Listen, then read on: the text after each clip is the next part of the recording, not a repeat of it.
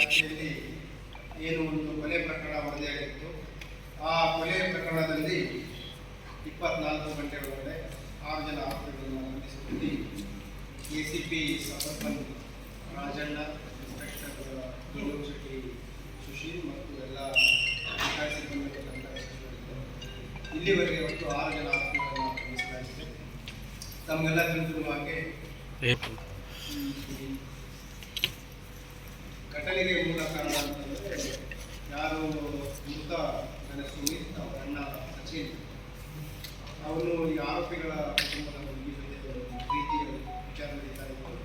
ಅದೇ ಹಿನ್ನೆಲೆಯಲ್ಲಿ ಅವರಿಗೆ ಸುಮಾರು ತಿಂಗಳುಗಳಿಂದ ವರ್ಷಗಳಿಂದ ಬಾಲ ವಿವಾಹ ಆಗ್ತಾ ಇತ್ತು.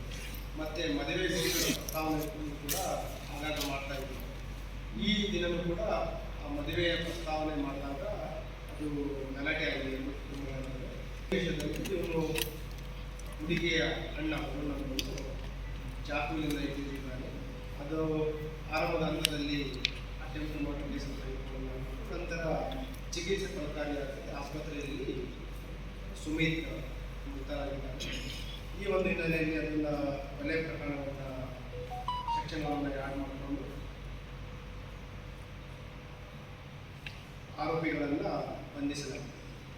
ಇದರಲ್ಲಿ ಬಂಧಿತರಾದ ಟೋಟಲ್ 6 ಜನ ಇದ್ದಾರೆ. ಅದರಲ್ಲಿ ಮೃತರ ಕುಟುಂಬದವರು ಆರೋಪಿಗಳ ಕುಟುಂಬದವರು 4 ಜನ ಇದ್ದಾರೆ ಮತ್ತು ಏನು ಮರಳಿದ್ದಾರೆ ಅವರ 2 ಜನ ಸ್ನೇಹಿತರು ಕೂಡ ಇದರಲ್ಲಿ ಬಂಧಿತರಾಗಿದ್ದಾರೆ, ಸಿಕ್ಕು ಮತ್ತು ಪ್ರಜ್ವಲ್. ಇನ್ನೂ 2 ಜನ ಆರೋಪಿಗಳನ್ನು ನಾವು ಬಂಧನ ಮಾಡಲಿಕ್ಕೆ ಬೆಲೆಯನ್ನು ಬಯಸಿದ್ದೀವಿ. ಈ ಆರೋಪಿಗಳ ಹಿನ್ನೆಲೆಯನ್ನು ತಾವು ನೋಡಿದರೆ ಇವರು ಏನು ಆರೋಪಿದ್ದಾರೆ